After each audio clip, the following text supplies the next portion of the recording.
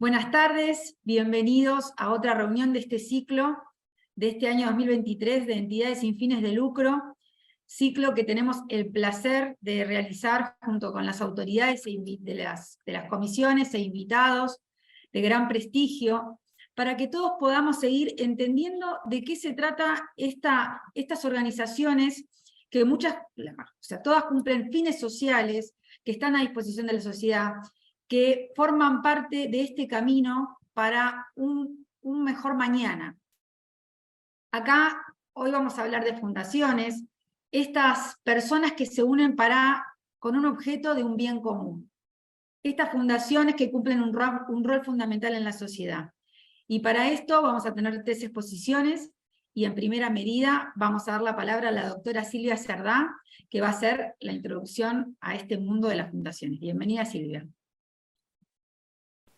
Hola, buenas tardes, Valeria. Muchas gracias por la introducción. Agradezco a las autoridades de este consejo por la convocatoria para poder estar hoy compartiendo con ustedes este tema. Voy a empezar a compartir pantalla para comenzar con la exposición. Nos convoca hoy entonces el tema que bien les decía Valeria, las fundaciones. Vamos a comenzar haciendo un repaso del marco regulatorio de esta figura, y luego vamos a analizar algunas cuestiones del Código Civil y Comercial que deben tener en cuenta para un mejor asesoramiento a la hora de esta figura. Entonces, arrancando con el marco regulatorio, tenemos al Código Civil y Comercial de la Nación, que trabaja con las fundaciones en los artículos 193 a 224. Aquí, a diferencia de, por ejemplo, las cooperativas y las mutuales que ustedes han visto en los encuentros anteriores de este ciclo, las fundaciones no tienen una ley específica que las regula, sino que todo lo regulado se encuentra en el Código Civil y Comercial. Continuando en una pirámide que podamos decir de prelación de normas, encontramos al organismo de Contralor, que es la Inspección General de Justicia, la resolución 7 del 2015, con casi todos sus anexos, es una especie de biblia para las fundaciones. Aquí yo les puse ejemplos de otras resoluciones que a lo largo de la presentación vamos a ir viendo de qué se trata. Y finalmente encontramos al estatuto de la entidad, que es aquel que contiene todas las normas respecto al gobierno, administración y representación, es el que va a regir la vida de la fundación. Todo lo que quiere hacer la fundación, tenemos que ir a ver si está previsto en el estatuto. Después, continuando con, dependiendo el lugar y los proyectos que lleva a cabo la fundación, vamos a encontrar otros organismos que han establecido mecanismos de regulación, la AFIP, respecto a todo aquello que tenga que ver con impuestos, que luego lo van a ver más adelante con una de las invitadas, la Unidad de Información Financiera, que también tengan en cuenta que respecto a la cuantía de las donaciones que recibe la fundación, pueden llegar a ser sujetos obligados en la Unidad de Administración Financiera. Luego yo puse estados provinciales y municipios, porque bueno, dependiendo del lugar en donde estén prestando el servicio, van a tener que lidiar con ARBA o con AGIP, por poner un ejemplo, y depende si se encuentran en provincia de Buenos Aires, algún municipio, alguna tasa de seguridad e higiene, también van a andar por allí dando vueltas. Por último, yo puse al Ministerio de Trabajo, ¿qué quiere decir? Si la fundación es empleadora, va a tener que estar regulado, va a tener que atender todo aquello que tenga que ver con el sindicato, con las reglas de la Ley de Contrato de Trabajo, y si, por ejemplo, se encuentra en Ciudad de Buenos Aires, la Dirección de Empleo del Gobierno de la ciudad. Esto respecto al marco regulatorio. Vamos a analizar algunos puntos, algunos artículos del Código Civil y Comercial de la Nación que debemos tener en cuenta, linkeados con algunas resoluciones de Inspección General de Justicia, que es para no olvidar. El artículo 193, el primero, nos define el concepto de las fundaciones y dice que son personas jurídicas que se constituyen con una finalidad de bien común, que no tienen propósito de lucro, y se pueden constituir mediante el aporte patrimonial de una o más personas, que debe estar exclusivamente destinado a hacer posibles sus fines. Aquí yo subrayé algunas cuestiones para tener en cuenta. ¿Qué se entiende por bien común? Todo aquello que es socialmente útil y beneficia a la comunidad. Es decir, que el propósito de la fundación, el objeto social de la fundación, debe ser sin fin de lucro y debe ser de bien común, debe beneficiar a la comunidad en alguna de sus partes. La fundación se puede crear por acto entre vivos, personas físicas o jurídicas, que destinan parte de su patrimonio a crear la fundación, o por acto de última voluntad. también una persona que fallece puede expresar su deseo en el testamento de destinar alguna parte de su patrimonio a crear una fundación. Este acto es válido y sus herederos son quienes son los responsables de llevar a cabo este proceso. El patrimonio inicial de la fundación lo vamos a ver en el artículo 194 del Código Civil. ¿Qué dice? Bueno, el patrimonio inicial debe ser aquel que posibilite razonablemente el cumplimiento de sus fines. No dice cuánto. Dice, si el patrimonio que usted le va a poner a su fundación le alcanza para cumplir sus fines, el Código Civil dice que está perfecto. Sin embargo, el organismo de Contralor, Inspección General de Justicia, en el mes de marzo, justamente de este año, publica la resolución 2 de 2023, en el que establece que a partir de la publicación en el boletín oficial de esta resolución, el patrimonio inicial de una fundación no debe ser menor a 10 salarios mínimos vitales y móviles. Ahora, ¿de dónde sacamos los salarios mínimos vitales y móviles cada vez que queremos constituir una fundación? Vamos al Ministerio de Trabajo, la resolución 10 de 2023, que se publicó justo en el mes pasado, en el mes de julio, establece el salario mínimo vital y móvil para agosto del año 2023 en 112.500 pesos y para septiembre en 118.000 pesos. Y acá decimos, bueno, a ver, por 10, si queremos constituir una fundación en septiembre, tenemos 1.100.000 pesos, 180.000 pesos. ¿Es mucho? ¿Es poco? ¿Quién dice que es mucho y que es poco? Esto va a tener que ver con el objetivo final de la fundación. Si la fundación tiene como objetivo construir un hospital, y probablemente 1.180.000 pesos se quede corto. Sin embargo, si la fundación, por ejemplo, es la gran idea de familiares de alguna persona que está sufriendo alguna patología de salud, o que ha sufrido algún tema de salud que deja secuelas que son poco conocidas, que estaría bueno que se den a conocer, que se acompañe a estas personas que están pasando por estos momentos, capaz una madre, un padre, un grupo de madres y padres que se encontraron en el consultorio del médico y decidieron vamos a hacer algo respecto a lo que le está pasando a nuestra familia, y 1.180.000 pesos capaz que para este fin que es muy bueno, es un poco un número difícil. Entonces, tenemos que tener en cuenta siempre qué es lo que quiere hacer la fundación para nosotros poder asesorar a nuestros clientes de esta necesidad y no olvidarnos que ahora tenemos que tener el dato del salario mínimo vital y móvil cuando vienen a nuestro estudio a consultarnos respecto a la creación de una fundación. El aporte que se debe realizar puede ser en dinero o en especie. Tengan en cuenta que en el caso de ser en especie, además debemos acompañar una certificación contable en donde dejemos claro el criterio de evaluación que hemos tomado para dar de alta al patrimonio inicial los bienes que hayan sido donados. Continuamos, en el resto de los artículos que saltan desde los que estuvimos viendo, van a encontrar regulaciones respecto del nombre de la fundación, la fecha de cierre de ejercicio, el destino de sus bienes en caso de que sea liquidada, y otras cuestiones que las pueden leer en los artículos que no estamos viendo aquí.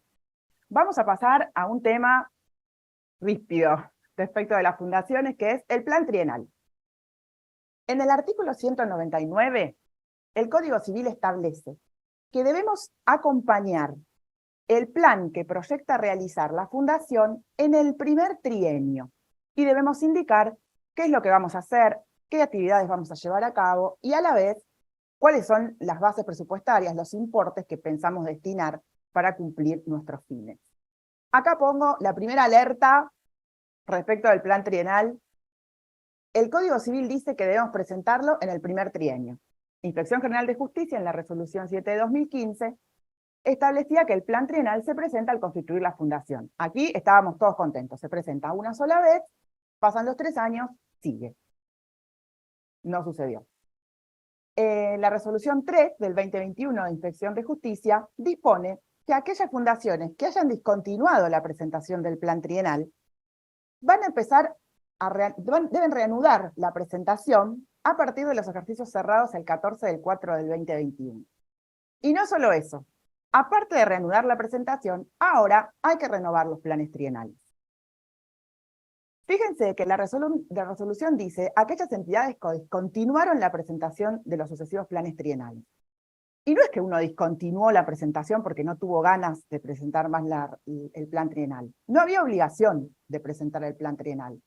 Uno constituye una fundación en el año 2000, presentaba el plan trienal por el trienio 2000, 2001, 2002, y después no tenía obligación de presentar el plan trienal. Por eso lo discontinuamos, no porque tuvimos ganas. Bueno, ahora, en el ejercicio que cerramos a partir del 14 del 4, debemos no solo presentar el nuevo plan trienal por ese trienio, sino que cuando ese plan trienal vence, debemos renovarlo. ¿Pero qué es el plan trienal? El plan trienal está formado por 3 partes. Primero, el plan de acción. ¿Y qué es el plan de acción? En el plan de acción nosotros debemos detallar y escribir todo lo que la Fundación piensa hacer para cumplir sus objetivos dentro de los 3 años en el que estoy armando este plan trienal. Debo detallar qué quiero hacer, dónde lo voy a hacer, qué recursos humanos y materiales voy a necesitar, cuáles son los acuerdos que he realizado con, por ejemplo, instituciones que se comprometieron a donar. Todo eso lo debo escribir año a año, lo más detallado posible. Yo les puse aquí un ejemplo, que es un invento, un ejemplo muy cortito.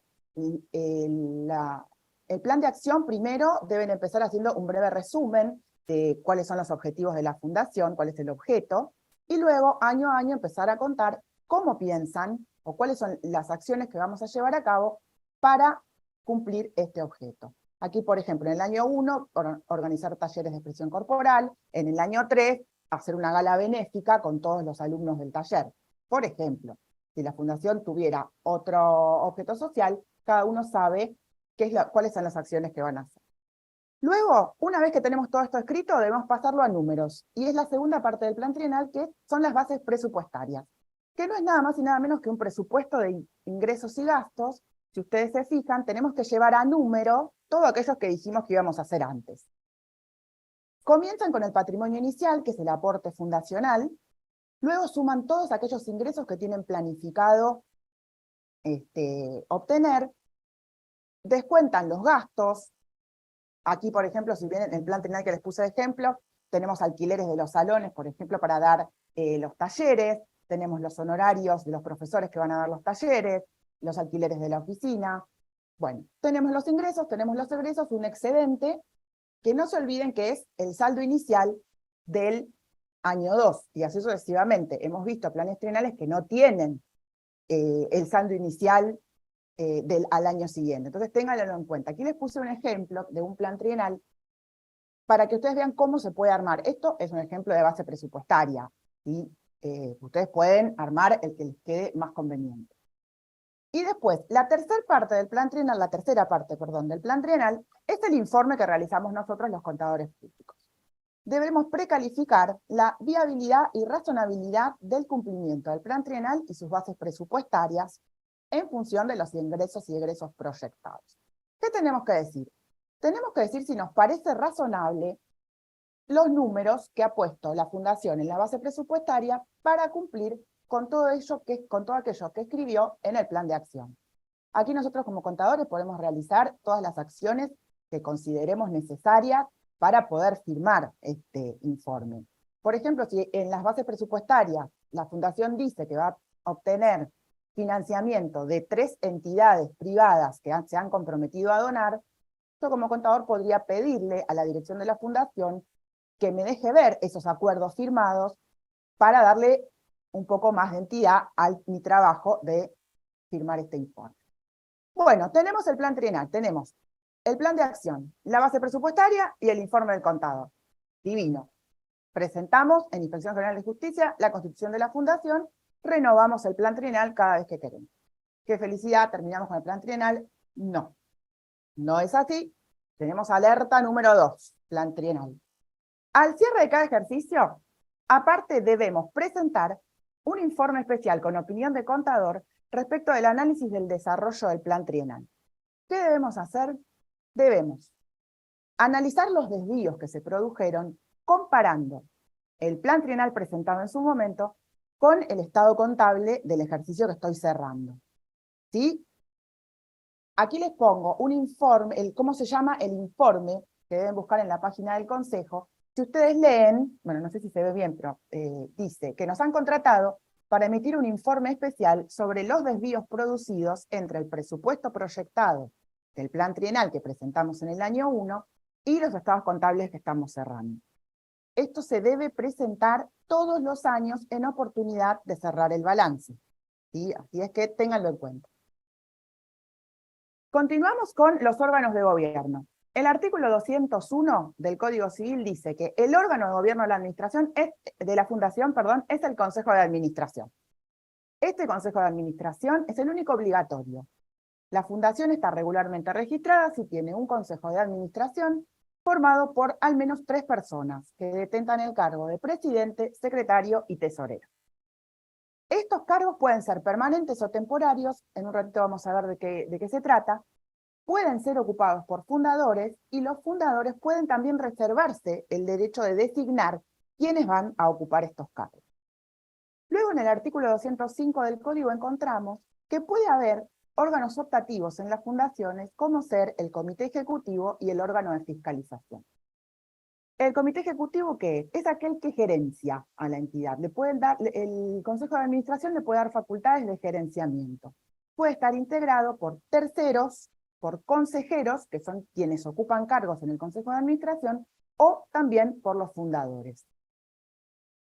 Aquí yo traje un ejemplo para que podamos ver cómo funciona esto de los cargos permanentes, temporarios, las elecciones y los plazos. Este es un artículo del Consejo de Administración de una fundación que tiene 5 ocupantes. El Consejo de Administración de esta fundación tiene 5 miembros: presidente, secretario, tesorero y 2 vocales.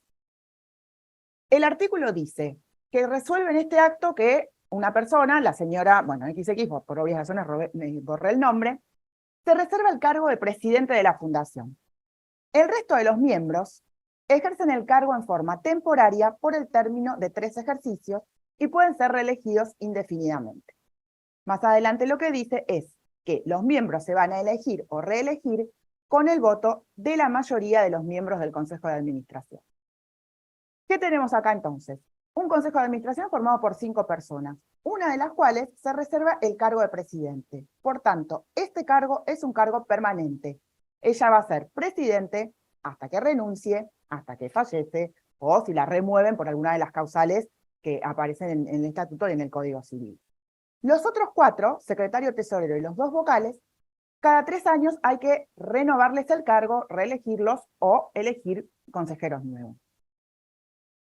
Ténganlo en cuenta, ¿sí? Esto es la diferencia entre los cargos permanentes y los cargos temporarios, que también se llaman electivos. A la hora de elegir a nuestros órganos de gobierno, aparece Inspección General de Justicia, emitiendo la resolución 34, luego la 35 y finalmente la 42 en el año 2020, que nos trae el tema de paridad de género.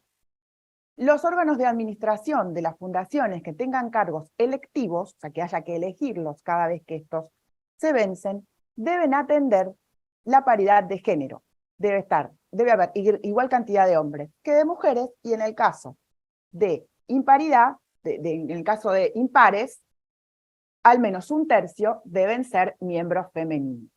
Tengan en cuenta esto a la hora de renovar sus cargos, a la hora de asesorar respecto a constituir la fundación, porque si el órgano de gobierno, si el Consejo de Administración no respeta la paridad de género, IGJ les devuelve el trámite, ¿sí? Les pone, no se los aprueba porque justamente no cumplen con esto que está establecido.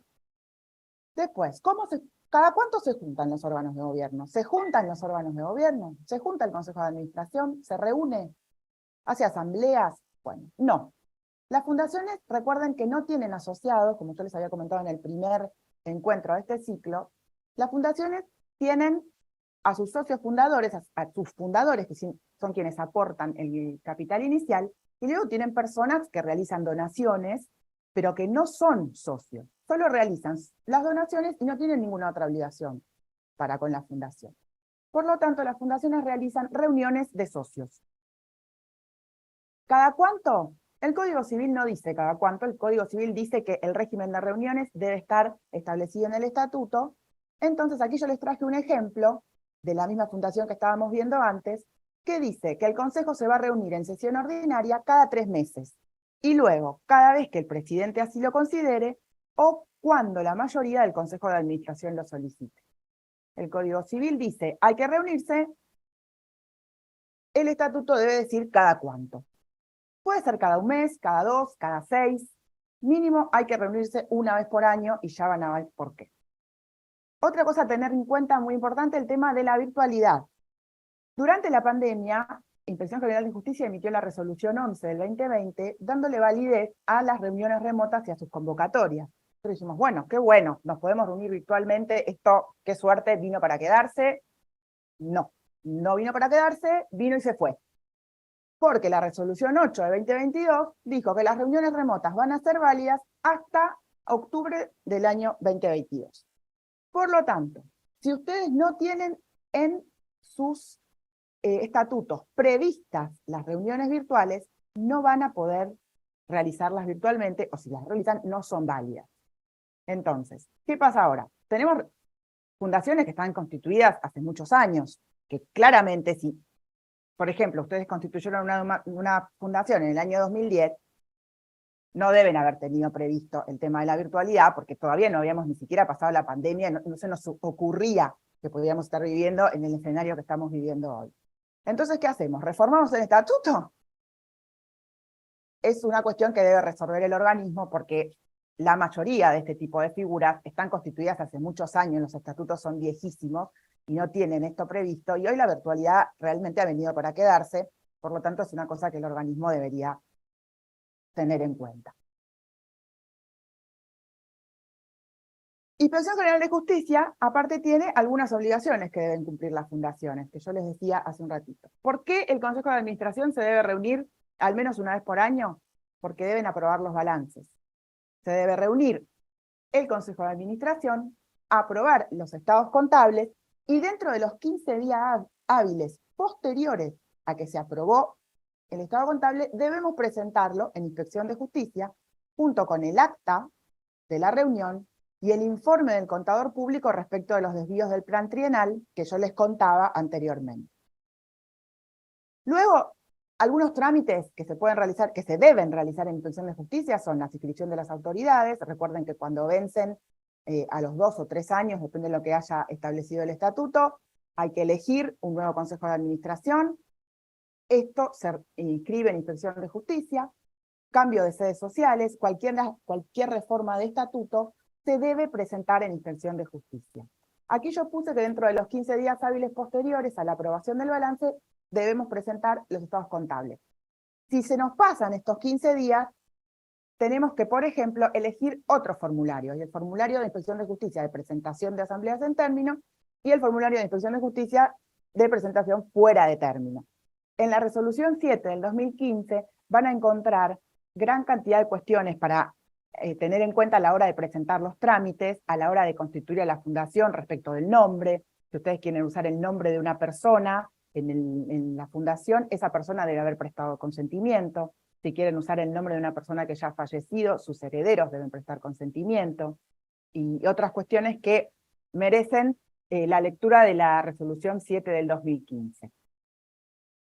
Hasta aquí yo llegué con mi presentación, espero haber sido clara, quedo a disposición por cualquier pregunta y le devuelvo la atención a Valeria para nuestra próxima invitada. Gracias y buenas tardes.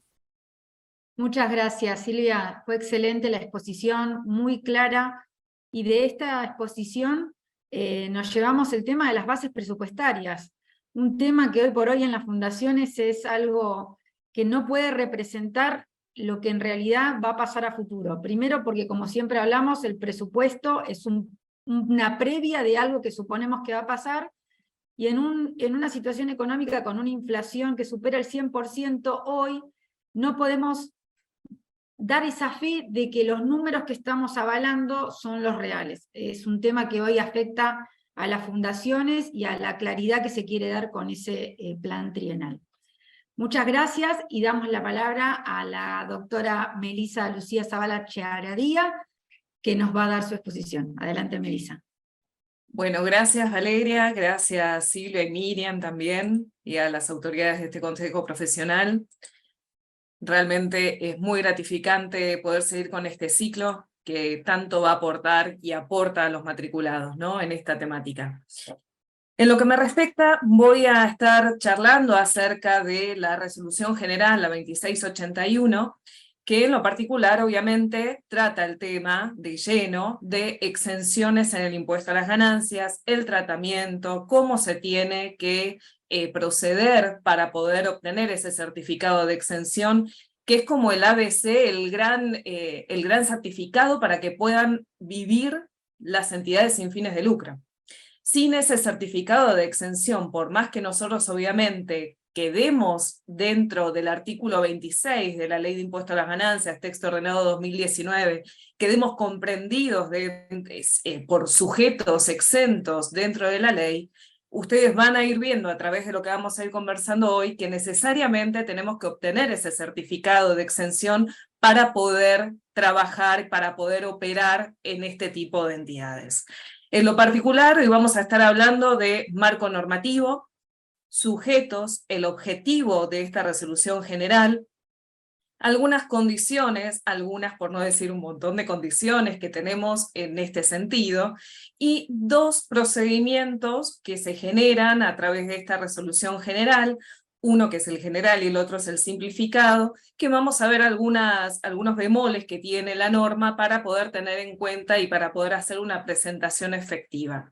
No obstante, ya voy a ir aclarando de antemano que cada delegación de AFIP, cada usuario de esta información va a ir solicitando más información de la que nosotros vamos a ver en esta resolución general. Esto es de público conocimiento, por eso me atrevo a decirlo aquí en este momento, pero bueno, como mínimo nosotros tenemos que satisfacernos de la información que nos exige esta resolución general para poder por lo menos obtenerlo y cumplir con los requisitos formales. Muy bien. Marco normativo. ¿Dónde tenemos que posicionarnos cuando estamos en entidades sin fines de lucro? Hoy en particular hablando de fundaciones. Partimos de la gran base de la resolución general, la 2681, que nos va a establecer los procedimientos de obtención de este certificado de exención que tan necesario es, como les dije anteriormente. Luego no tenemos que perder de vista la resolución general, la 1815, que nos establecía un régimen de empadronamiento para determinadas entidades, el registro de entidades exentas, que luego quedó subsumido dentro de la propia RG 2681. El artículo 7, que nos va a establecer qué sujetos se encuentran, dependiendo su actividad, exentos o no de la ley del IVA, para lo cual va a ser necesario también tener, en algún aspecto, el certificado de exención en el impuesto a las ganancias, y como gran marco general, el artículo 26 de la Ley de Impuesto a las Ganancias, texto ordenado 2019, con su artículo 77 del decreto reglamentario, en donde nos va a establecer que ese decreto reglamentario nos va a obligar a nosotros a tener que solicitar ese certificado de exención para poder tener los beneficios que la propia ley nos establece dependiendo del tipo de entidad que sea. Si nosotros no solicitamos ese certificado de exención, y esto lo voy a dejar bien claro desde el vamos, si nosotros no solicitamos ese certificado de exención, no vamos a tener los beneficios que la ley nos establece. Esto es, más allá de que nos diga la Ley de Impuesto a las Ganancias, artículo 26, que somos exentos, si uno no lo tramita, no tenemos los beneficios. ¿Y esto de dónde viene? Del artículo 77 del decreto reglamentario. En el propio cuerpo normativo nos va a decir que es a pedido del interesado. Si el interesado no lo pide, no tiene certificado. ¿Sí? Esto ya desde el vamos, ¿no? Porque por más que estemos habilitados por la ley, por supuesto, es el decreto reglamentario el que va a generar esta obligatoriedad. ¿Quiénes son los sujetos que están comprendidos dentro de la resolución general de la 2681? Tenemos varios incisos del artículo 26 de la Ley de Impuesto a las Ganancias, en los cuales los vamos a estar repasando en este momento, y que refieren a las entidades exentas por impuestos por leyes nacionales, las sociedades cooperativas, instituciones religiosas. Cuando hablamos de instituciones religiosas, estamos hablando tal vez de alguna asociación civil o tal vez de un instituto de vida consagrada. Entonces tenemos que ir analizando en qué situación nos encontramos, ¿sí? Instituciones religiosas abarca un universo bastante importante de entidades. las ganancias que obtengan las asociaciones, fundaciones y entidades civiles guarden reparo respecto de este tipo de entidades, es decir, asociaciones, fundaciones, entidades civiles, porque aquí también podemos estar en la situación de los gremios, ¿sí? Entonces, revisen bien los estatutos, revisen bien cuál es la actividad que efectivamente realizan, revisen si son gremios o no son gremios, si están debidamente reconocidos por el Ministerio de Trabajo o no, en qué situación se encuentran para ver si se encuentran comprendidos dentro de este inciso o dentro de otros, ¿sí? También revisen, por favor, el objeto social. El objeto social es algo que también lo dijo Silvia muy bien en su ponencia. El objeto social, sea fundación, asociación, cualquier tipo de entidad, va a delimitar no solamente la calidad de ese sujeto frente al impuesto a las ganancias, sino frente a cualquier impuesto.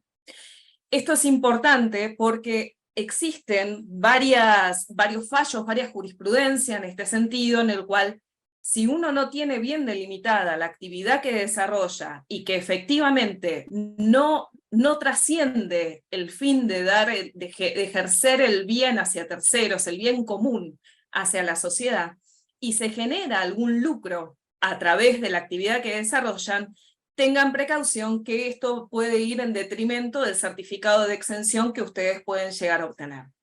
Entonces, es importante revisar los estatutos, volver sobre este tema, sobre todo en lo que refiere al certificado de exención de impuesto a las ganancias. Siguiendo con el barrido de los sujetos, vamos a encontrarnos a las mutuales y el inciso M y R, que son los menos usuales, que hacen referencia a seguros de vida y mixtos de la Superintendencia de Seguros, y los intereses obtenidos por créditos del banco, de entidades reflejadas en el Banco Central de la República Argentina. El objetivo de obtener el certificado de exención va a referirles directamente a no tributar el impuesto a las ganancias. Vamos a ver desde cuándo, porque ese es otro de los problemas que tenemos al momento de pedir la exención del impuesto a las ganancias, en qué momento realmente yo no ingreso ese impuesto a las ganancias y cuándo debiera, ¿no? No ser pasible de las retenciones o percepciones, es decir, cuando trabajo con terceros, cuando genero esa prestación de ese servicio o cualquier otro tipo de interconexión que tenga con un tercero, no me van a retener ni percibir el impuesto a las ganancias, ¿sí? Porque yo obviamente no voy a estar como sujeto obligado a presentar impuesto a las ganancias, ¿sí? Tampoco voy a ser pasible de retenciones percepciones en cuanto al inciso F de los puntos 5 y 6 del inciso H del artículo 7 de la ley de IVA. No voy a ser pasible de retención y percepción porque no voy a estar comprendido dentro de la propia ley. Y a su vez, obteniendo el certificado de exención en el impuesto a las ganancias, voy a tener que también, haciendo una declaración adicional, pedir la reducción o exención directa del impuesto al débito y crédito en las cuentas bancarias. Esto, les digo, es un trámite adicional que se hace una vez que obtienen el certificado de exención en el impuesto a las ganancias, ingresan a través del fisco y piden por número de CBU, bajo la titularidad, obviamente, de ese sujeto que obtuvo el beneficio de la exención, van solicitando los beneficios CBU por CBU. Y automáticamente en el mismo momento les van a otorgar ese certificado por CBU con el beneficio, dependiendo el inciso del artículo 26 que corresponda. ¿Cuáles son las condiciones? Y acá me van a decir más de uno de ustedes o estarán pensando, bueno, a mí me piden mucho más que esto. Bueno, yo les hablo de las condiciones que dice la Resolución General, la 2681, que son las condiciones para poder ingresar dentro de este beneficio de la obtención del certificado de exención. En primer lugar, la inscripción en AFIP. Estamos todos de acuerdo que sin estar inscripto en AFIP, estos beneficios no los vamos a tener. La CUIT debe estar activa, ¿sí? La CUIT en este caso de la fundación. El alta en el impuesto a las ganancias y en IVA también tienen que estar dentro de las condiciones que nos establece esta propia resolución. La forma jurídica, y acá no es un tema menor la forma jurídica, ustedes me dirán, bueno, pero es una fundación. Perfecto, con las fundaciones no hay tanto problema. Si bien obviamente esta charla está orientada a fundaciones, ya les voy a ir adelantando que forma jurídica es importante en el caso, por ejemplo, de las asociaciones civiles que son gremiales. Entonces, tengan cuidado porque no todo va a quedar como asociación civil, sino que van a tener otro tipo de caracterización que ya vamos a charlar en reuniones posteriores, que pueden dar lugar a problemas en cuanto a la forma jurídica. Tengan reparo en esto, ¿sí? Mes de cierre de ejercicio, por supuesto, cuando ustedes hacen la inscripción en AFIP, automáticamente tienen que declarar el mes de ejercicio de cierre económico de la entidad. La actividad económica debidamente actualizado, si esto ya es algo de antaño, ¿no? Pero bueno, lo tenemos que tener actualizado, si no es así, lo tendríamos que generar, ¿sí? Previo al pedido del beneficio del certificado de exención. El domicilio fiscal electrónico activo, ¿sí? Con los mails respectivos, es decir, tener esta precaución de constantemente estar alerta de las notificaciones que nos pueden llegar al domicilio fiscal electrónico. Haber presentado IVA y el 931 de los últimos 12 meses en caso de corresponder. Presentar ganancias y la RG 3293 de participaciones, ¿sí? Tener la presentación del último periodo obligatorio, ¿no? ¿Cuáles son los procedimientos que nosotros tenemos en esta resolución general? Tenemos dos tipos de procedimientos, como les dije al comienzo: general y simplificado. Cuando nosotros hablamos del general, se van a ir dando cuenta que va a empezar una diferencia notoria respecto del simplificado. No es lo mismo, ¿sí? De hecho, los sujetos son distintos y el requerimiento de información es distinta, ¿sí? Entonces, no puedo ir por el simplificado indistintamente por el general, no. Depende de lo que la propia norma me establezca, voy a ir por uno o voy a ir por otro. En particular vamos a empezar hablando de los sujetos que quedan comprendidos dentro del régimen simplificado, en el cual nosotros encontramos a las entidades que están exentas por leyes nacionales, cooperadoras escolares, que esto es un uso y costumbre bastante habitual, asociaciones civiles que tienen cooperadoras. Entonces, bueno, las cooperadoras para obtener el certificado irían por régimen simplificado. Hospitales, bomberos voluntarios, comunidades indígenas, ¿sí? Todo lo que ustedes van viendo en pantalla. Instituciones religiosas, los institutos de vida consagrada que les estuve charlando anteriormente, bibliotecas populares, institutos internacionales sin fines de lucro, centros de jubilados, etc. ¿Sí? Todos estos sujetos van a quedar comprendidos dentro del régimen simplificado. El resto de los sujetos que nosotros comenzamos a hablar al principio de esta breve charla van a quedar comprendidos dentro del régimen general.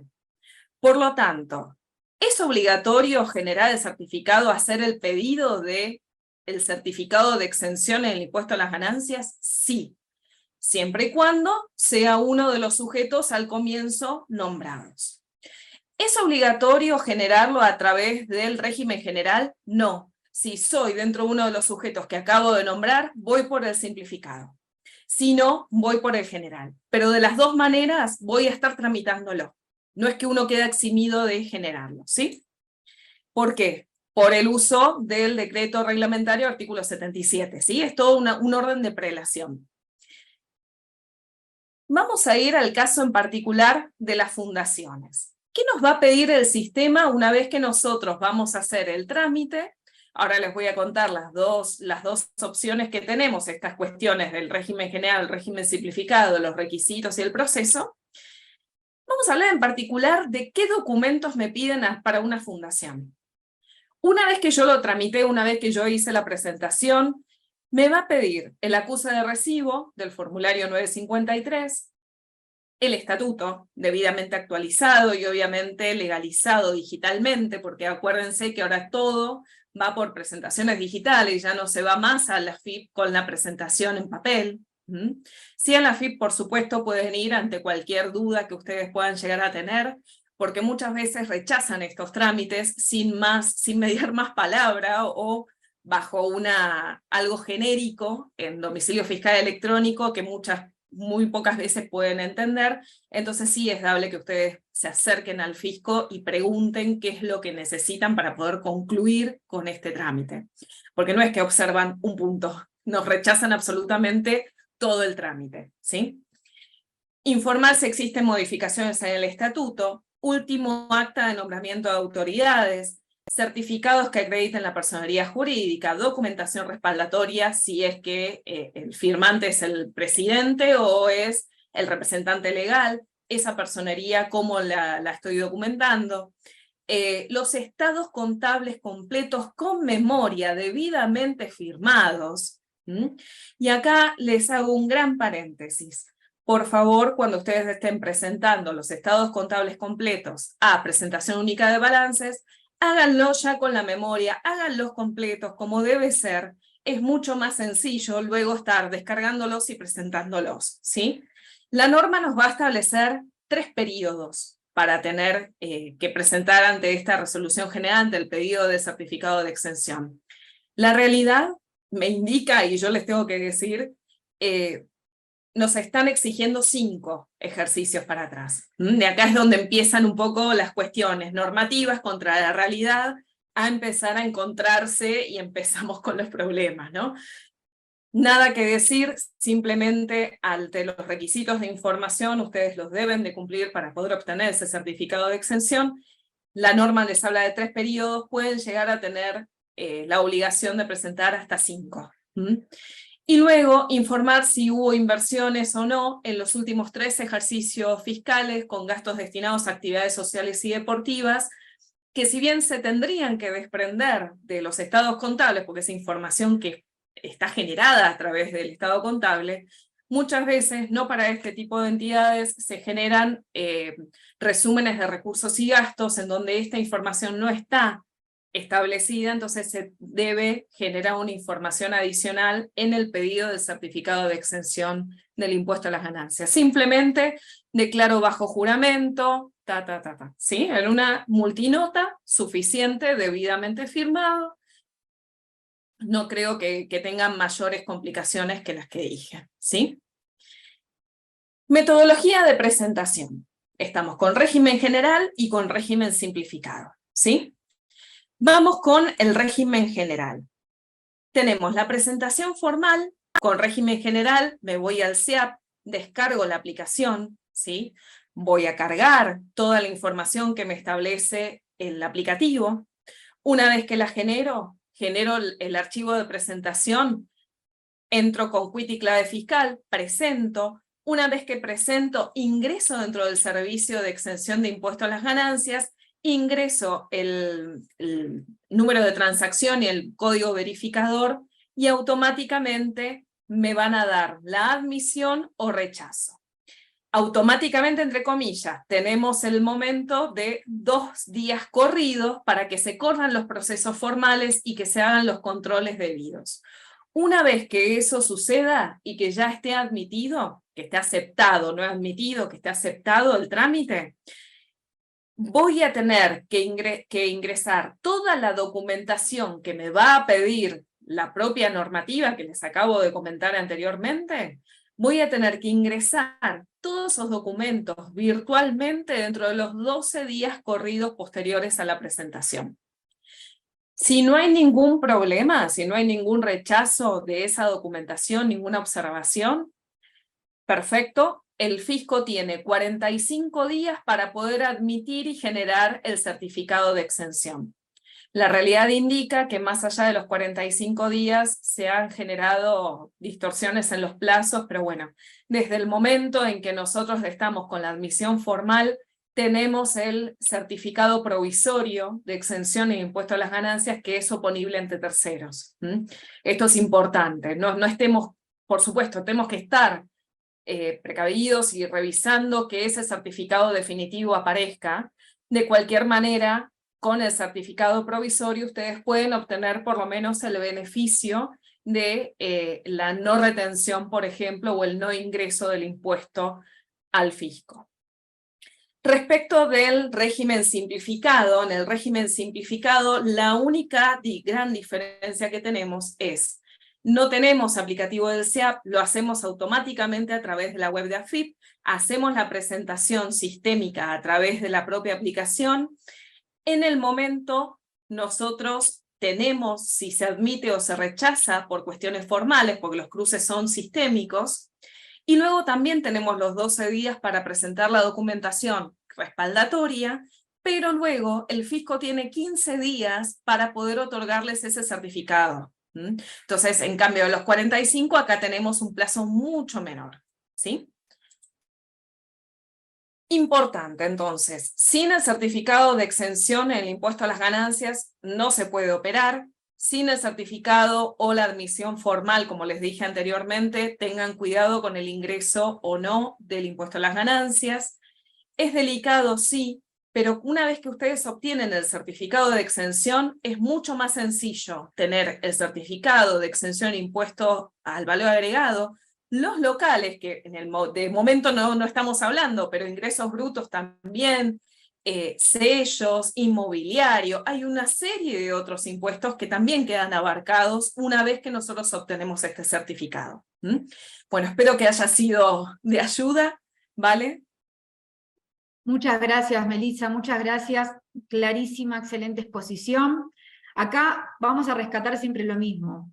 Pedir un certificado de exención a las ganancias no es igual a tenerlo inmediatamente. Siempre hacemos esa aclaración y la recalcamos mucho, porque los pedidos de exención en impuesto a las ganancias llevan un requerimiento extenso últimamente, donde uno tiene que demostrarle al fisco realmente que el objeto que está diciendo que va a hacer es el que va a hacer. Entonces, si uno no va a pagar impuestos, es porque se determina que hay una ley que determina por qué no. Entonces, lo que hace el fisco, ese requerimiento que asusta la palabra, es nada más constatar que se va a hacer lo que está en el estatuto.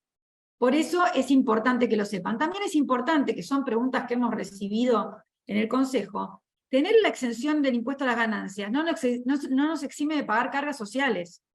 Es una pregunta común. Uno piensa que tiene un certificado de exención y es exento a todo. Por lo cual, sepamos que las contribuciones patronales, los aportes, el formulario 931, los sindicatos, todo eso, por más que tengamos un certificado de exención, hay que pagarlo. Quizás parece algo redundante, pero es una duda muy común. Y también otra cosa que quería aclarar es que muchas veces pasa que tenemos la exención en IVA, pero después agregamos una actividad que no está exenta en IVA. Entonces quizás tenemos una fundación que está exenta en el impuesto a las ganancias, exenta en una actividad de IVA, pero por otra paga. Son situaciones comunes que, bueno, que vamos a ir viendo. Gracias, Meli, excelente exposición. Pasamos a la doctora Miriam Roldán. Bienvenida, Miriam, gracias por participar. Adelante. Muchas gracias a ustedes, un lujo, la verdad, el panel, me encantó. Vamos a ver si puedo compartir la pantalla mientras agradezco al Consejo, a las autoridades que siguen con estas charlas que enriquecen a todos, ¿no? Valeria, Silvia y Melissa, muchas gracias por invitarme acá presente. Bueno, primero vamos por el principio, dijo Jack. Tendríamos que saber qué es una donación, ¿no? Entonces yo dije, a ver, ¿qué es donar? Donar es cuando una parte se obliga a transferir gratuitamente una cosa a otra persona. Entonces, por un lado está que una parte se obliga a transferir, que tiene que ser en forma gratuita. Pero también hay otra condición, es que el otro sujeto lo acepte, ¿sí? Si no hay una aceptación, no se vería perfeccionada la donación, ¿sí? Bien. La aceptación puede ser expresa o tácita. Expresa sería cuando, por ejemplo, es por escrito. Tácita podría ser cuando me donan algo y yo me lo llevé a casa. No dije nada, pero me lo llevé, quiere decir que lo acepté, ¿sí?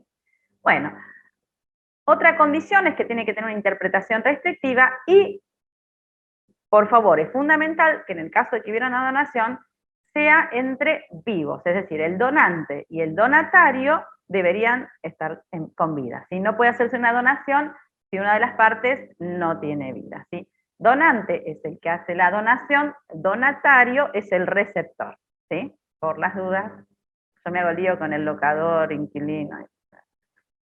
Bien. Otra cosa que me parece interesante, que tenemos que tener bien claro cuando hablamos de donaciones, ¿qué se está donando? ¿Cuál es el bien donado? ¿Sí? Porque depende cuál es el bien donado, cómo voy a acreditarlo, qué elemento documental, ¿sí?, va después a servirme para decir que existió esa operación, que es real, para después poder afianzar mi derecho sobre ese bien, ¿sí? Entonces, vamos a tener que diferenciar según el bien donado, sea dinero, ¿sí?, sea bienes muebles, o sea bienes inmuebles. Yo me olvidé de poner el cronómetro y no quiero que me maten. Bien, cuando es dinero, tenemos que asegurarnos que esa operación tenga trazabilidad, es decir, tiene que ser bancarizado. Podría ser un depósito en cuenta, caja de ahorro, cuenta corriente, transferencia electrónica, pago a través de tarjeta de crédito, tarjeta de débito. Digamos que tiene que haber una trazabilidad, ¿sí?, a través de una entidad bancaria. Cuando hablamos de bienes muebles, ¿sí?, jurídicamente se perfecciona con la entrega del bien. Vos me lo entregás, yo lo agarré, me lo llevé a mi casa y estaríamos ahí cuando es un bien no registrable, ¿no? Estamos hablando. Pero por un tema tributario y por un tema de transparencia, muchas veces uno aconseja y recomienda tener toda la documentación que respalde esa operación, ¿sí? Un remito, un acta de entrega o lo que fuere, ¿sí? Y si hablamos de bienes inmuebles, en ese caso la única forma es a través de una escritura pública ante escribano, ¿sí?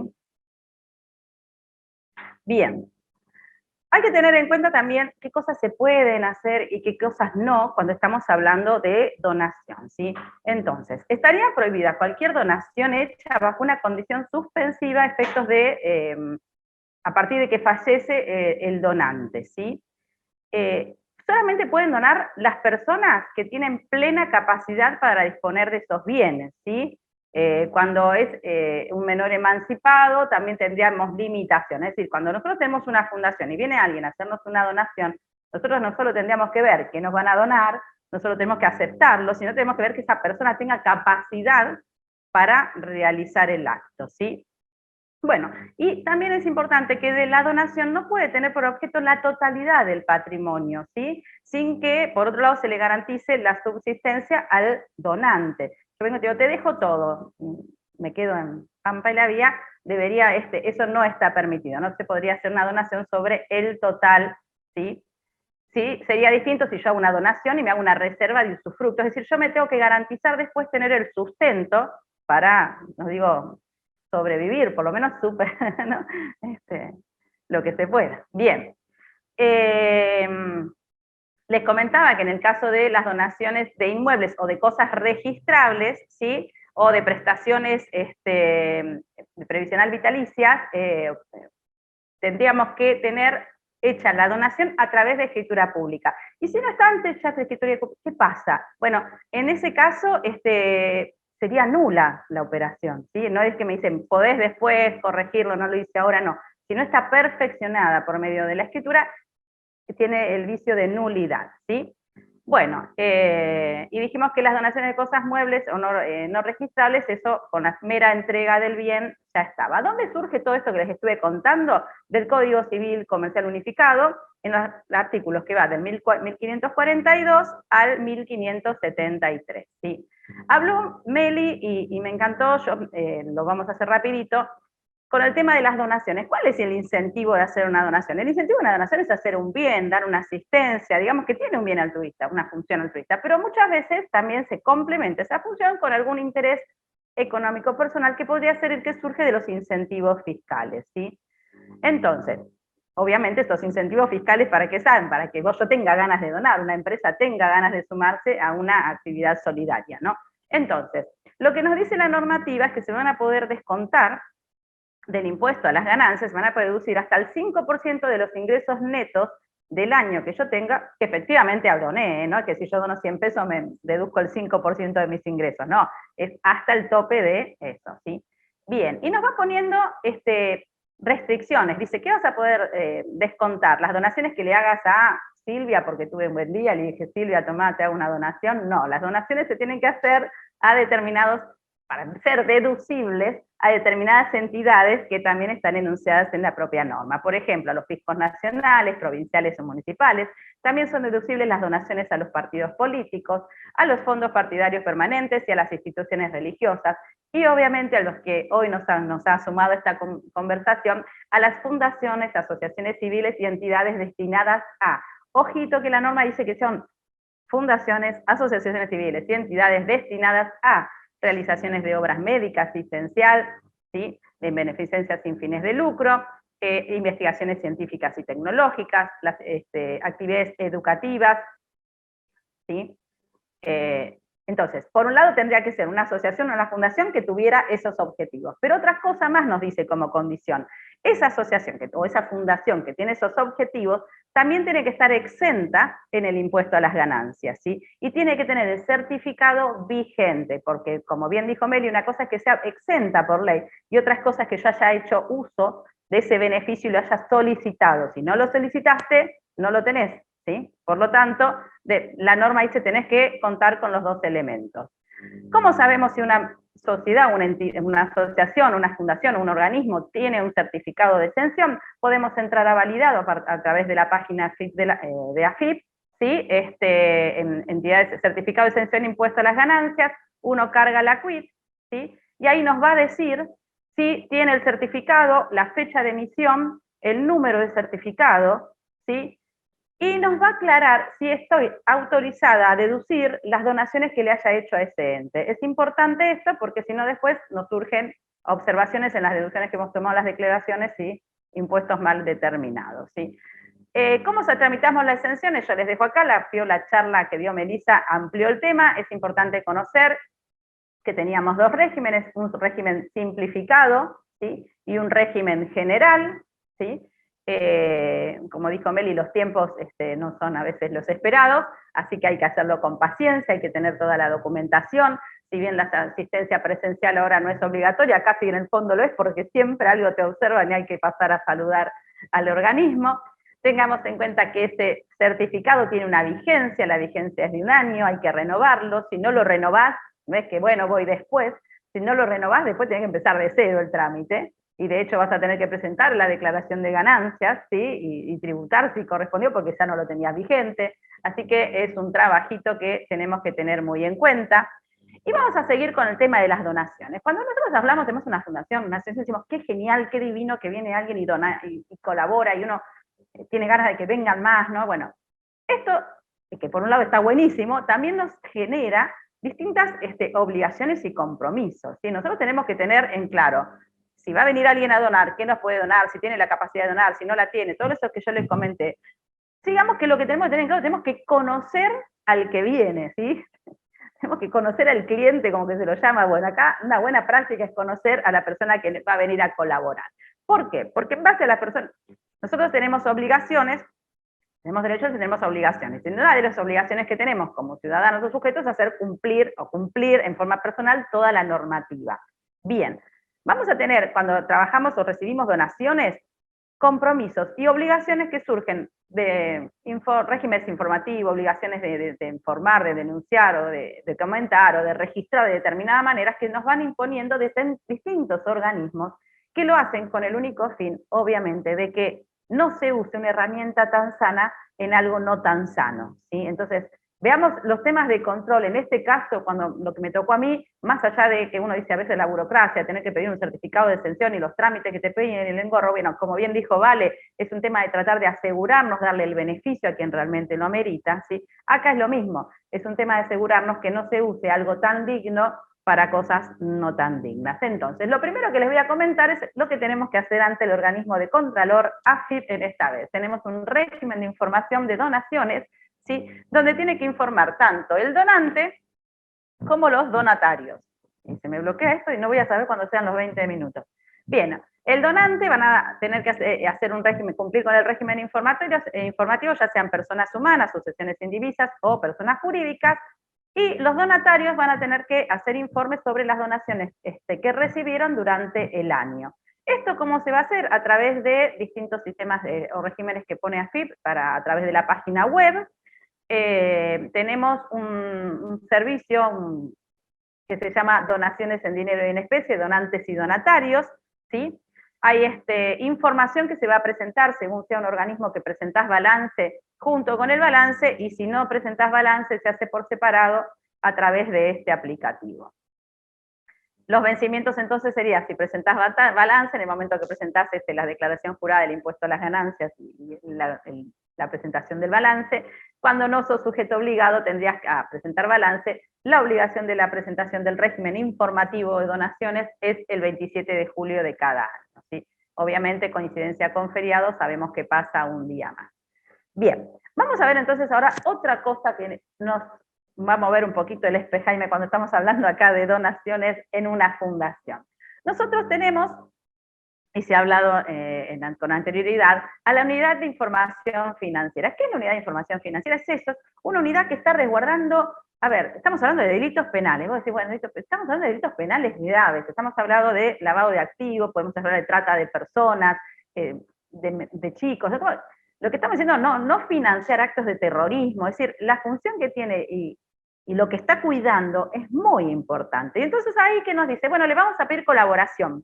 ¿A quién? A distintos sujetos, a los que convivimos en esta sociedad. Y ahí viene la designación de los sujetos obligados, ¿sí? En realidad creo que moralmente estamos todos obligados, pero con independencia de moralmente estar obligados, también hay sujetos obligados por la ley, pero nadie estaría fuera de esto, ¿no? Tengámoslo en cuenta. No es que porque no me nombró la ley, veo, me tapo los ojos y dejo que todos sigan dando. Bien, el artículo 20 establece en su inciso 18 que las personas jurídicas que reciben donaciones o aporte de terceros son sujetos obligados, ¿sí?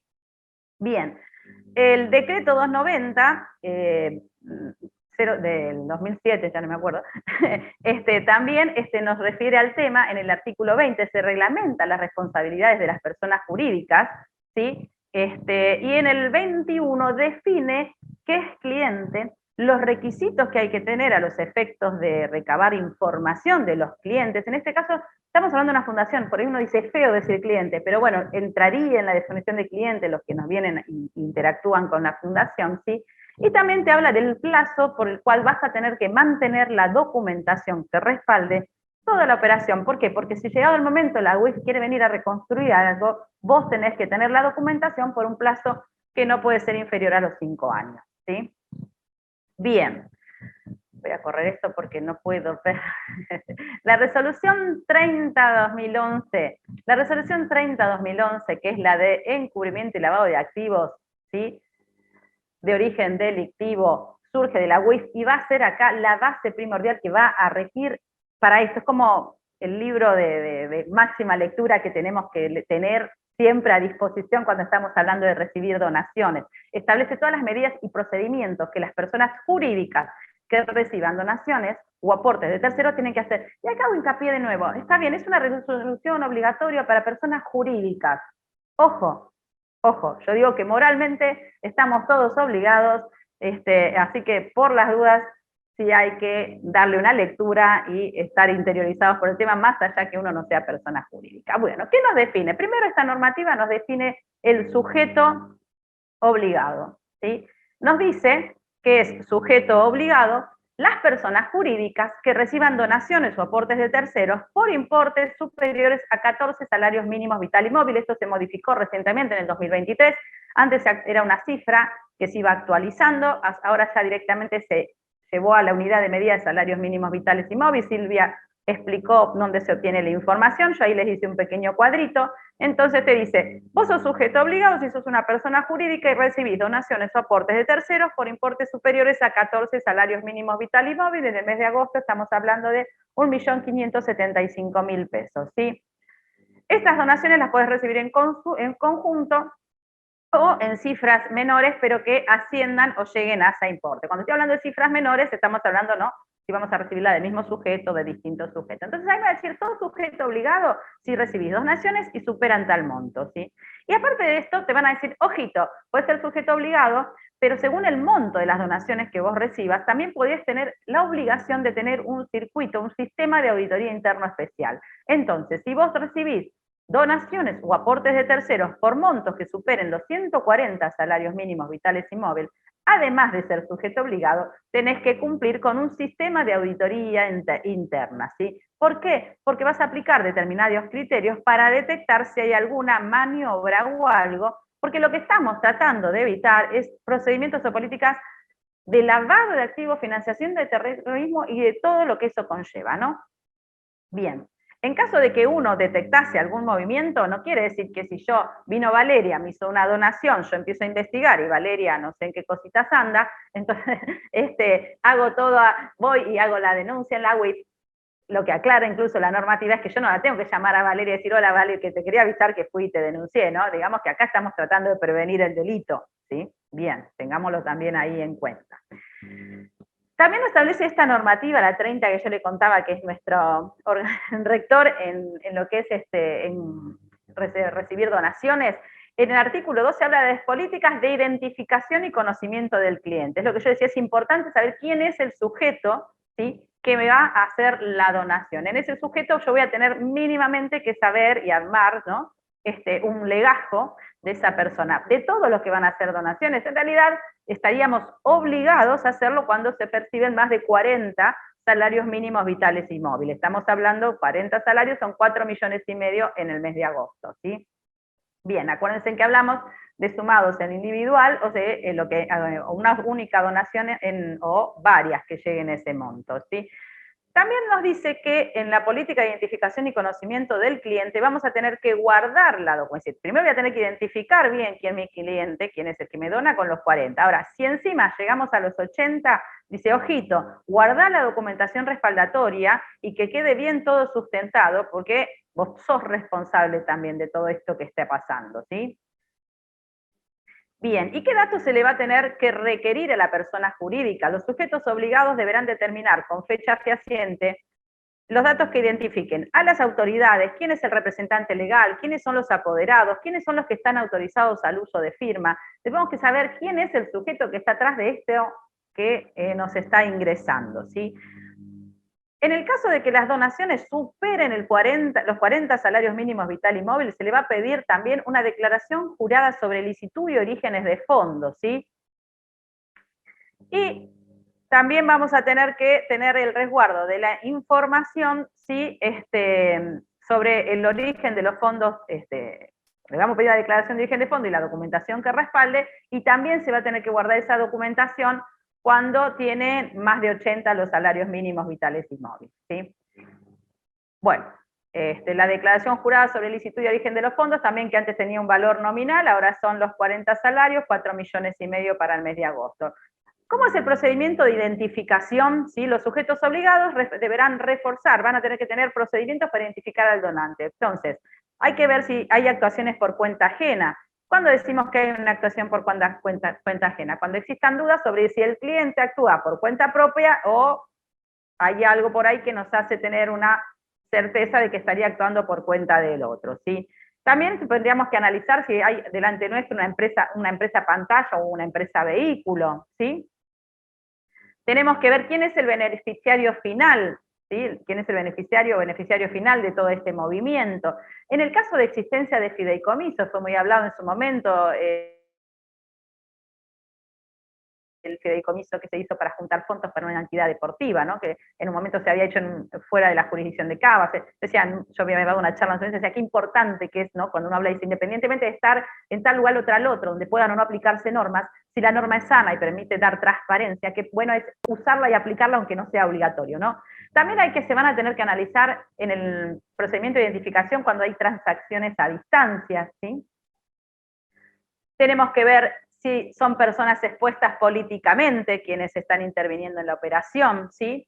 O, importante también, cuando son donaciones o aportes recibidos de personas que tengan un domicilio en países que no aplican, ¿sí?, regímenes de transparencia, ¿no? A veces tenemos países que son de baja, nula tributación, que lo llaman, o que podrían estar en algún listado especial donde dicen pongamos mayor atención o hincapié, ¿sí? Bueno, tampoco tendríamos que analizar, si quien nos está viniendo a hacer una donación es una persona incluida en el listado de terroristas, ¿sí? Es mucha la información que tenemos que tener y toda es importante y vital y no perdamos el objetivo, a dónde estamos yendo. A veces uno dice, no es un simple papel, ¿sí? Conservación de la documentación. ¿Qué documentación vamos a tener que tener? Vamos a tener que la documentación respecto a la identificación del donante o aportante, el legajo de esa persona, toda la información complementaria, y eso lo tengo que tener por durante 10 años, ¿sí? Respecto a las donaciones o aportes, también los documentos originales y copias certificadas que me hacen recabar toda la información del sujeto, como de la operación que se hizo, ¿sí? Y vamos a tener que tener un listado, un registro de todas las operaciones que pudiéramos haber considerado sospechosas, ¿sí? Bien, el reporte de operaciones sospechosas. Acá viene, los sujetos que somos obligados, o yo digo los que moralmente lo somos, estamos obligados a reportar la unidad de información financiera. Vamos a tener que hacerlo, ¿sí? Y cuando consideremos si hay donaciones o aportes de terceros de similar naturaleza, cuantía, modalidad, que hagan presumir que se trata de una operación fraccionada para hacer ingresar montos de mayor cuantía, ¿sí? Cuando los donantes se nieguen a darte la información, es decir, si no hay transparencia, si vos le decís, mirá, la verdad, de conocer a mi cliente, me tenés que dar esta información, y el donante golpe dice, no, mejor no, bueno, no te quiero dar nada, ¿sí? Cuando intenten evitar que se dé cumplimiento a las normativas de prevención, ¿sí? Cuando haya indicios de que el origen, el manejo o el destino es ilegal de los fondos que se nos estarían donando, cuando las personas, cuando las donaciones o los aportes estén vinculados a personas, países o jurisdicciones a los que llaman paraísos fiscales, ¿sí? Cuando existiera un mismo domicilio en cabeza de distintas personas físicas o jurídicas, entendemos acá, no estamos hablando si hace una donación un grupo familiar, ¿no? Vienen 7 sociedades, todas con el mismo domicilio, hay alguna confusión en el medio que no es muy clara, ¿sí? Bien, eso sería lo que nos obligaría a generar un reporte, ¿sí? Después sigue la UIF con el trabajo, nosotros lo único que hacemos es prendemos la lucecita.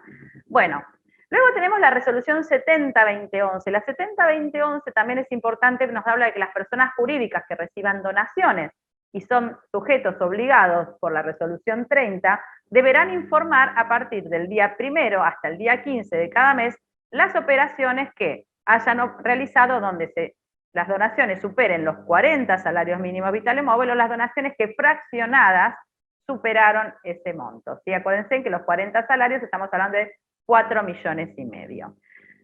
Específicamente vamos a ir ahora a Inspección General de Justicia. Inspección General de Justicia tiene en su página el servicio para hacer la presentación de lo que surge del artículo 516 del anexo A, que es la declaración jurada de información sobre el estado de cumplimiento para las fundaciones. Dice que las fundaciones que reciban donaciones o aportes de terceros, acá referencia a la normativa, como estaba publicada, valores de resoluciones anteriores, ¿sí? Pero bueno, van a estar obligadas las fundaciones a presentar una declaración jurada ante Inspección General de Justicia, y hay un modelo, ¿sí?, que lo vamos a ver a continuación. También habla el artículo 517, que según el monto de los que se reciba, también hay una obligación, ¿sí?, de conservar la documentación respaldatoria, y se define a posterior lo que es documentación respaldatoria.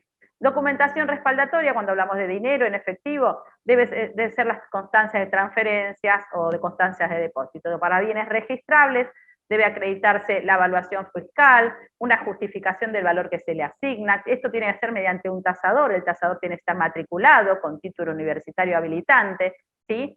Porque eso nos da también un tema de responsabilidad, reconocimiento de la otra parte, la firma del profesional legalizada en el caso de tener un consejo, un colegio o una matrícula que esté regida por algún órgano de control, ¿sí? El perito que practique la tasación debe ser independiente, no puede ser empleado nuestro, ¿no? Debe haber un criterio de independencia, ¿sí? Y cuando estamos hablando de bienes no registrables, lo mismo, se va a detallar qué tipo de bienes, qué cantidad de bienes, unidades de medida, el valor corriente unitario, el valor de corriente de mercado, comparaciones, digamos, lo que tenemos que tratar de que todo sea una operación clara, ¿sí? También si va a intervenir un profesional para hacer alguna evaluación, el perito debe estar matriculado y certificado en caso de corresponder. Si el donante o la persona quien aporta es una persona humana, debemos acompañar constancia de esa persona que esté inscrito en AFIP o en el organismo que le compete si fuera una persona del extranjero, ¿sí? Y si es una persona jurídica, una estructura jurídica, vamos a necesitar la constancia de inscripción en el organismo de contralor correspondiente, ¿sí? La circunstancia de que tiene vigencia, por ejemplo, que se pide en la Inspección General de Justicia, que tiene vigencia, que está vigente la sociedad, ¿sí? Y toda la documentación tiene que estar siempre firmada por el presidente del Consejo de Administración y certificada por el escribano público, ¿sí? Bien, la presentación, el trámite se realiza al momento de solicitar la autorización para funcionar o cada vez que se va presentando los estados contables. Se hace a través de la página web de Inspección General de Justicia, ¿sí? Vamos a tener que imprimirlo y después se hace la presentación portada o presencial. Las declaraciones juradas, como dijimos antes, todo tiene que estar siempre firmado por el presidente del Consejo de Administración y certificado la firma por escribano público. La documentación que se va a presentar es un formulario, ¿sí? Que es la declaración jurada de licitud de fondo, y la documentación que respalda eso, ¿sí? Ya sea, como hablamos antes, dinero en efectivo o bienes, ¿sí?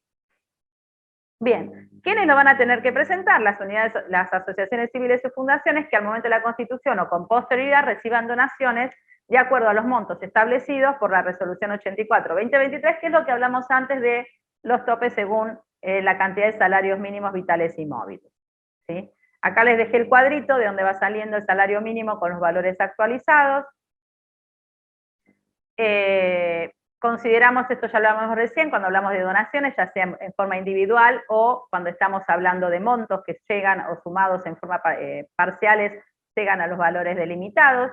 La página de Inspección General de Justicia, donde ustedes van a tener, aquí van a ingresar, donde es declaración jurada, origen lícito de los fondos, ¿sí? Y esta es la documentación que se va a presentar, que es el formulario anexo 24 o 25, según la resolución que el artículo de la resolución que estamos viendo, la constancia de inscripción en la UIF, los datos de oficial de cumplimiento inscritos en la UIF, el acta de designación, manual de procedimiento antilavado, los datos de auditoría anual especial antilavado, la capacitación al personal, acuse de recibo de las documentaciones, cuestionarios sobre las organizaciones que lo van a ver y está un modelo. La declaración jurada debe estar firmada por el oficial de cumplimiento y la firma siempre certificada por el escribano, ¿sí? Cuando hablamos del artículo 517 se va a presentar el formulario anexo 25, la declaración jurada de origen de ilicitud de los fondos recibidos, los datos de la cuenta bancaria de la fundación y detalle de los aportes de terceros involucrados, que serían todos los datos de las cuentas bancarias, importes, datos de las personas, la documentación que respalde la operatoria, y todo debe ser esta declaración jurada, firma y certificada. Acá les voy dejando, no vamos a ver ítem por uno, ¿no? El anexo 24, que es la declaración jurada de fundaciones, ¿sí? Ustedes pueden entrar a la página y yo se las dejé ahí en chiquitita, pero más o menos el contenido es lo que vamos viendo aquí, es contestar sí, no, y si se adjunta documentación. Cada ítem, ¿no? Nombre del oficial de cumplimiento de designación, copia del libro de actas del Consejo de Administración de donde surge su designación, sería algo que aclarar y si se adjunta o no. Pero cada uno de los ítems creo que está muy claro, no hay gran cuestionamiento al respecto. Y tenemos las dos declaraciones, les he dejado acá para que podamos analizar después a posteriori más tranquilos y con menos tiempos apremiantes.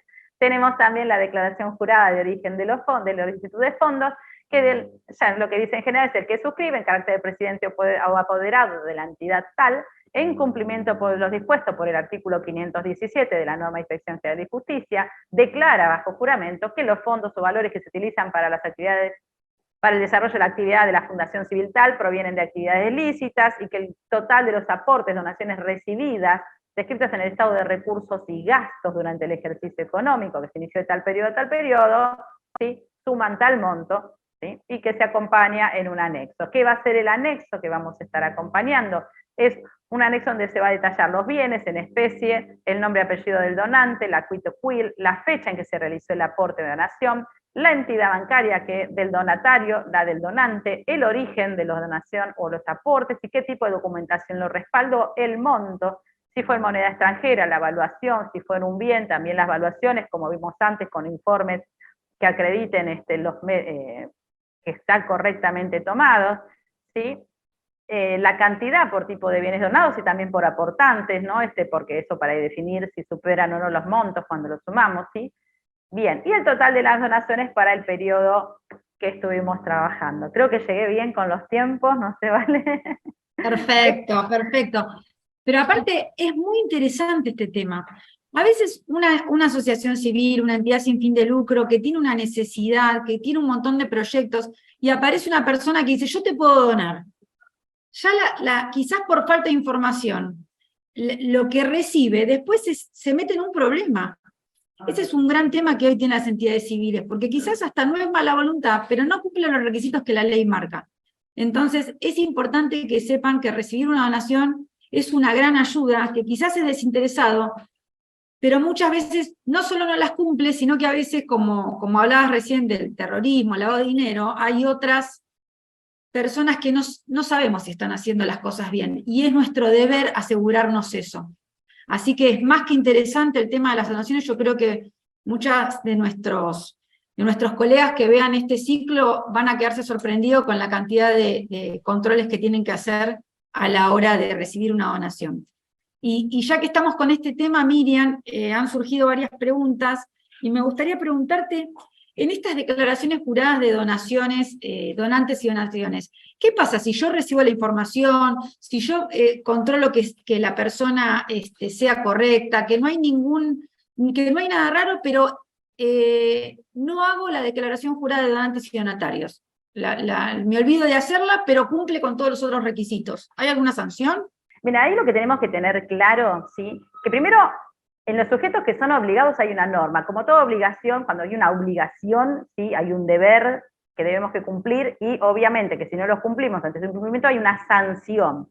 Cuando hablamos de sanciones, podemos hablar de sanciones pecuniarias, pero también podemos hablar de sanciones que son penales, ¿sí? Entonces, cuando nosotros hablamos, ya sería un tema, ¿no?, para desarrollarlo, pero vos podés tener que tuviste una acción con dolo o que tuviste solo una acción con culpa. Es decir, con dolo fue con intención. Hay intención, hay connivencia entre el donante, ¿sí?, y el que recibe esa donación. Entonces, si vos haces algo con intención, sabiendo que hay una ilicitud y demás, ¿no?, digamos que acá entraría, también uno podría decir, es un proceso difícil, hay que probarlo, pero existe, y si existiera esto, vos podías recibir una sanción penal, ¿sí?, que amerita prisión y demás multas y sanciones. Y vos realmente lo que fue es una actitud, una figura culposa, es decir, no hubo intención, fue negligencia, irresponsabilidad, tenía que hacerlo y no lo hice, pero realmente no se prueba que realmente hubo una intención, que fue a conciencia, en realidad es meramente por el incumplimiento de un deber de hacer que yo tenía.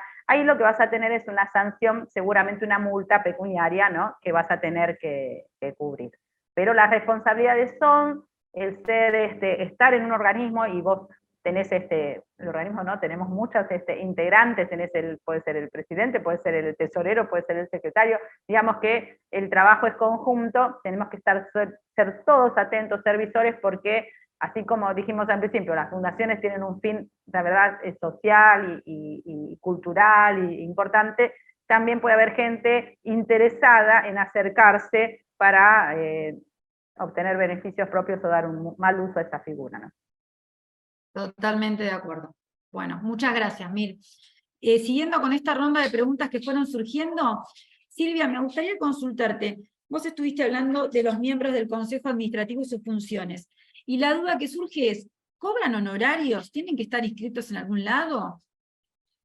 Qué buena pregunta, Valeria.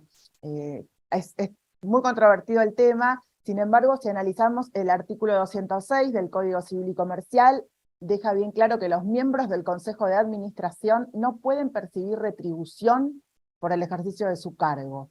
El cometido de esto es que la función que prestan es ad honorem. Ahora, si vamos al comité ejecutivo, por ejemplo, que yo les contaba en la presentación, debe estar previsto en el estatuto la existencia de este comité, y también el estatuto puede prever que los miembros de este comité sí perciban honorarios. ¿Quiénes pueden percibir honorarios? Los terceros y los consejeros. Si, por ejemplo, en el comité ejecutivo está el fundador, uno de los fundadores, no puede percibir honorarios.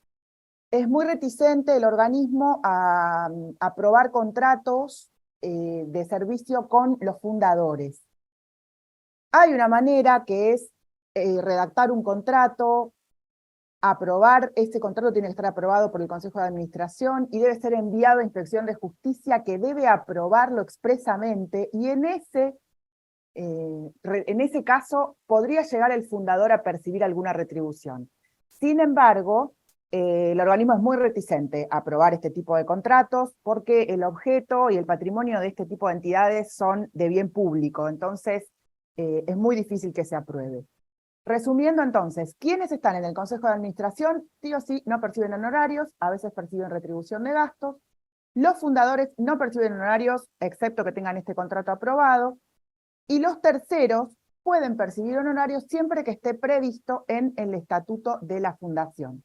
Por ejemplo, ¿qué puede pasar? Un tercero, o por ejemplo un consejero. Un consejero que es aquel que presta servicios en el Consejo de Administración y a la vez en el comité ejecutivo. Por ejemplo, la fundación es una fundación que se dedica a dar apoyo escolar en barrios carenciados.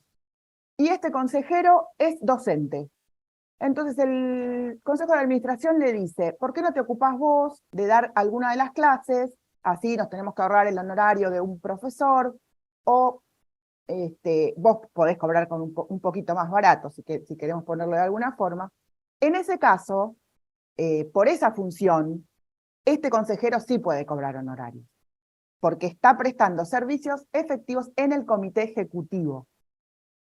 Si solamente está en el Consejo de Administración, entonces ahí no percibe ningún tipo de honorario. Excelente, muy claro, sí, muchas gracias.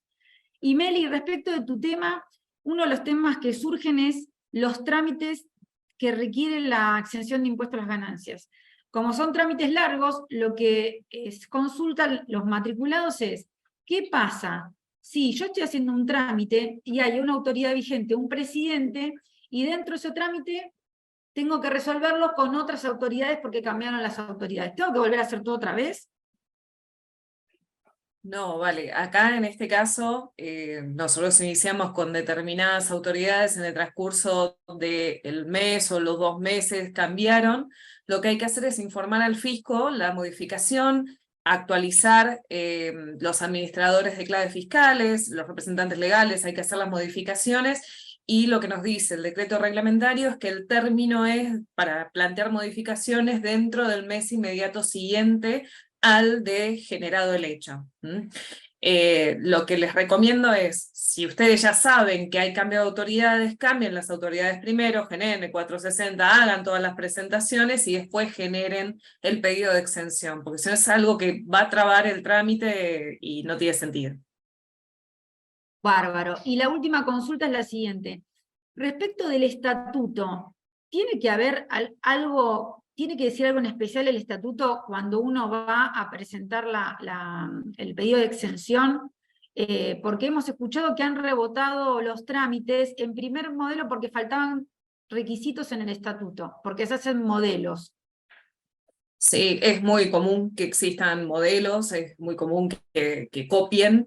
La realidad establece que no dentro de la normativa general, la que acabamos de mencionar recién, sino dentro de las resoluciones de IGJ, puntualmente la 7 del 2005 y sus modificaciones, en el artículo 415, ahí va a establecer la obligatoriedad que tienen las asociaciones civiles, las entidades sin fines de lucro, de poner en lugar de un beneficiario final que en caso de disolución el patrimonio se destine a otra entidad con las características similares a las de la entidad que lo está pidiendo y que tiene que tener exención vigente al momento de pedido el beneficio. Es decir, yo estoy generando el estatuto, pongo por ejemplo Cáritas Argentinas, verifico, como bien lo dijo Miriam a través de ese servicio que tiene AFIP, verifico que la CUIP esté debidamente exenta, que tenga el certificado, y luego voy al fisco nacional y pido el certificado de exención. Esto no es un punto menor, y es verdad, es uno de los puntos clave que el fisco está observando dentro de los estatutos, esta parte dentro del régimen de disolución, que ante disolución no vaya al beneficiario, a los socios, sino que se destine todo su patrimonio remanente a otra entidad de similares características exenta. Excelente, clarísimo, clarísimo. Bueno, hemos llegado al fin de esta reunión sobre fundaciones. La verdad que es un placer esta exposición. Agradezco a Silvia Cerdá, Melissa Zavala Chiaradía, Miriam Roldán. Sus exposiciones fueron de primer nivel. Agradezco a todos los matriculados que están preocupados por este tema y tomando estos ciclos que hacen que todos podamos ser responsables con nuestra función dentro de lo que es la profesión y la sociedad. Les recordamos que la Comisión de Asociaciones Civiles se reúne los segundos martes de cada mes y que se pueden inscribir por la página de nuestro Consejo Profesional para poder formar parte y serán bienvenidos. Desde ya, muchas gracias a todos, nos volvemos a reunir en el próximo ciclo.